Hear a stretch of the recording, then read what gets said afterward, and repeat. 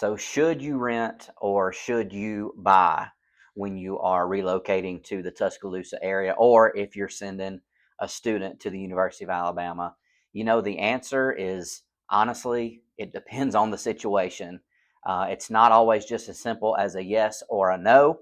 And honestly, sometimes renting is the answer that I would give to people if I was giving advice to a family member, a friend, a relative. And in this video, I'm going to break down to you some of the things that I would tell, a friend or a family member who was making that decision for Tuscaloosa or even somewhere else, right? At this point in my career, I've gotten to help, hundreds of people relocate either from one part of town to another, one neighborhood to another, or from one town to another. And I want to tell you some of the things I've seen that went right, some of the things that went wrong, so that you can make the best decision possible. And hey, before we get into today's video, I've got some notes here. If you are looking to make a move, whether it is buying or renting, it never hurts to have a local person to talk to. And my calendar link is below. You can scan that QR code, or you can click on the link below in the comments and you can schedule a time on my calendar for us to have a phone call or a video chat. It costs you nothing just to have a conversation and hear from somebody who's on the inside of this.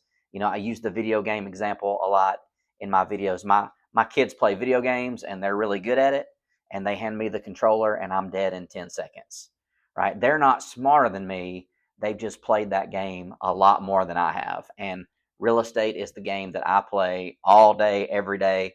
Been doing it for years. Let me be your cheat code. Schedule a time. Let's chat, and hopefully I can help you, or at least I can be one opinion of several opinions that you get. Okay. First of all, I don't think anybody should buy a house unless you know you're going to be there for 5 years or more. All right. So the last couple years has been an outlier, right? We saw people that were buying homes in 2020, 2021, really people that bought, honestly, in like 2018 or 2019 and before. They saw the value of their home go up crazy in late 2019 going into 2021 and 22. We had very low interest rates at that point. We had inflation, after the COVID pandemic. There were a lot of things that went into it, but we saw a lot of people in this area whose home values doubled overnight, basically.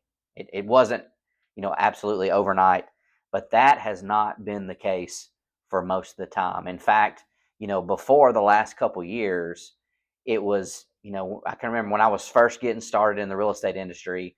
We had the recession in like 2007, 2008.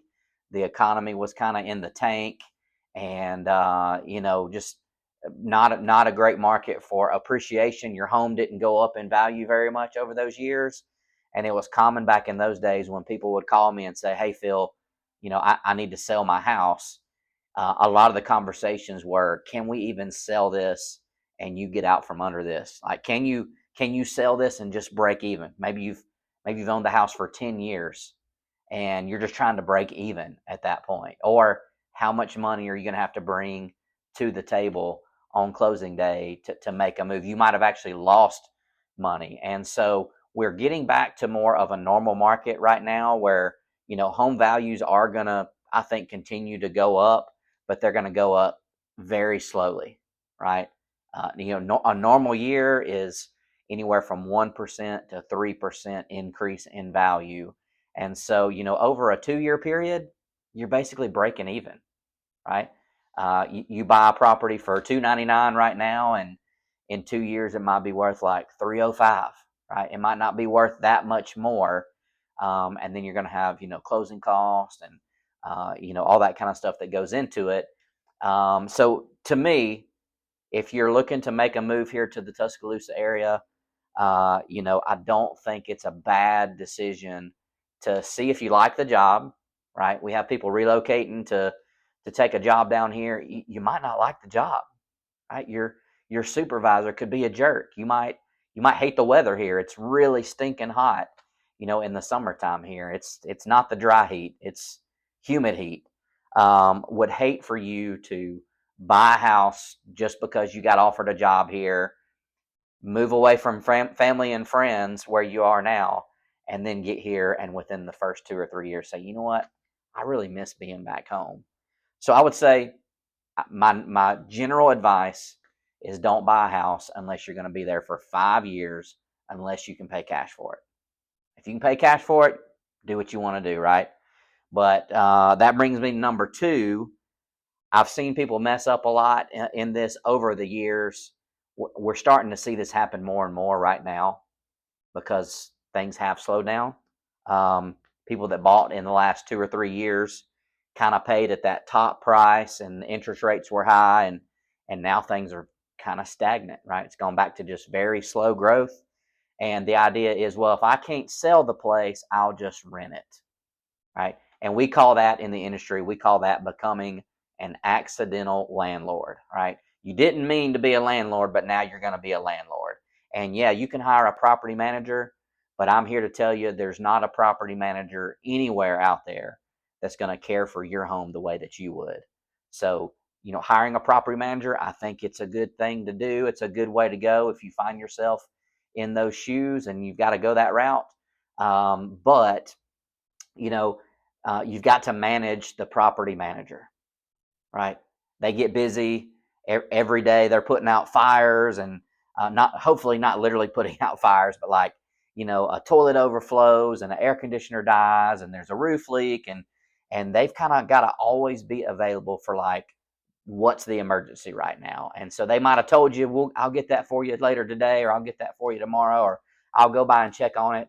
And then emergencies happen and they've got to jump in and fix those emergencies. So becoming an accidental landlord, right? Even if you hire a property manager, right? If you're barely breaking even monthly on the monthly rent, well, every time there's a maintenance issue, you're losing money, right? And it could be a $1,200 maintenance issue, like a water heater needs to be replaced. It could be, $8,000 to $10,000 HVAC system has to be replaced. And if you're renting a property out and you're making a little bit of money, that's okay. But generally, a lot of your expense goes towards maintenance, and you'd be surprised how much maintenance you might have when you have people living in your house and they don't own it. They don't treat it like they own it. Okay, so I would recommend against becoming an accidental landlord. That is like absolute worst case scenario. Okay. Um, Number three, I want you to realize that renting is not just throwing away money. All right. There's a lot of people in the real estate business that will make posts like, oh, interest rates are 7% right now, but renting a house is 100% interest, right? Because you're giving all the money away and you're not ever getting any ownership in that. But the reality of it is, if you are in a 1 year lease and you move to Tuscaloosa, you sign a 1 year lease, you start learning the area a little bit, that allows you to kind of explore the area, figure out where you want to be, and maybe more importantly, where you don't want to be in Tuscaloosa. What restaurants you like, what grocery stores you like to go to, what gym you like to go to, where you like to go to church, what you like to do on the weekends. The fitness center you go to. If you're in a 1 year lease, at the end of that 1 year, you'll probably be able to make a better decision about where you're going to go. Or, like I mentioned before, I have seen people, doesn't happen very often. Most people that move down here, they love it and they stay. But I have had some people that moved here for a job opportunity. Maybe it's a promotion. Maybe it was a pretty good promotion even at times, but they move here and they miss being close to their friends and family that they had back home. And so I have seen people come here and within a year or two are going back to where they came before. And if you're in a lease, hey, stay to the end of the lease, move out of the property, get your deposit back, and you can go right back to where you were before. Okay. I have seen that happen quite a bit. And I've even seen that happen here locally. I've seen people move from one end of town to the other. They saved up and they bought them some land. They bought them 10 acres, 40 acres, 50 acres, a piece of land, and they're going to build a house on it. And that was their dream. That was their hope. and then they find out like we had it pretty good where we were before, and maybe our house payment was a lot less than what we had before. So if you're looking to relocate here, renting is not throwing money away. It's buying you some time, and it's giving you the option to decide, is this really where we want to be, or if it's not, we can get out of here without having to be an accidental landlord and without having to hopefully sell and just break even. Okay. Number four, this kind of goes along with the accidental landlord thing. For several years, I would say the past maybe 5 to 7 years, a lot of local residents have been able to rent out their homes for Alabama home game weekends, graduations, parent weekends, and they go to the beach for the weekend. They go visit grandma. They go up to the mountains. They go to Nashville for the weekend or something like that, and they're able to make enough on those 7 home game weekends and maybe a couple extras here and there to pay for the mortgage payment for the whole year. Right, that's been a very popular thing for the last couple years. But right now, we are experiencing in Tuscaloosa, and other places are experiencing this as well, almost like a short-term rental bust in the market, right?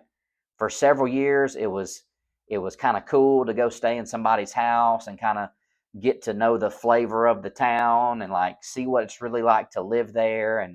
And you don't have people in the hotel room beside you or above you, and you're not having to fight to get to the concierge breakfast, downstairs from 6 a.m. to 9 a.m. or wherever the case might be. We've seen that, but we've also seen people who have gotten tired of the additional cleaning fees. They don't want to act like the cleaning service and have to take the sheets off the bed and start the dishwasher on their way out and all those kind of things. So you can do your own research on this, but there's a lot of evidence out there to support that people are going back to hotels. And right now we have more hotels in Tuscaloosa than we've ever had before. We used to have only a handful, and they weren't the best ones. Honestly, you really didn't want to stay there unless you had to. For the most part, there was one or two that were pretty good. But right now we have more hotels than ever, and people are looking to come in for a night or 2 nights or 3 nights. We're starting to see a lot of people go back to the hotel. Right, there's somebody downstairs that can help you. If you need extra bedding or extra pillow, there's somebody downstairs with that. If something's wrong with the unit, there might be maintenance there on site. And then some people just like the safety and security of being in a bigger building with a bunch of other guests, not being isolated, not being all by yourself. So a lot of people, and the cost, right? For I think a lot of hotels right now are still in the like $100 to $150 per night range in this area. I know my wife and I went to a concert up in Huntsville, Alabama, a few weeks ago. We got a little basic hotel room, fairly newer building, nothing fancy. It was like $86 a night for one night. Now they didn't offer breakfast, which we're not big on the hotel breakfast anyway. So for $86, no cleaning fee, I had somewhere safe, clean, convenient. We went up there for a concert and just spent the night after the concert. Turned around the next morning and came back home. Just a little short, overnight trip. But I'm seeing people going back to the hotels, and a lot of people here have decided to put their properties on Airbnb. So there's a lot of competition for that, and this caused the prices to come down a little bit. Okay. And then finally, number 5, I think this is the best advice because there's not really a one size fits all, but buy when you're ready. Okay, maybe a 1 year lease isn't appealing to you. That's fine. There's furnished short term rental properties. There's a ton of them, by the way, that are on Airbnb right now, but they would also rent to you for month to month, maybe a 3 month minimum. You know, have somebody guaranteed for 3 months. They're not having to send the cleaner back and forth. So there are options for you out there. If you're looking to make the move to Tuscaloosa, don't feel like you've got to figure it all out within the next 30 days. Okay. Sometimes it helps to pump the brakes. Sometimes it helps to reach out to your buddy, Uncle Phil here, have a conversation, come up with a game plan. Moving is stressful no matter how you do it, but it doesn't have to be overly stressful. You don't have to figure it out overnight. You don't have to make a decision overnight. If you do want to make a decision, I'd love to be the one helping you. Would love to be your tour guide. Would love to be your cheat code here in the real estate industry in Tuscaloosa. So again, thanks for watching today's video. Should you buy or should you rent? It just depends.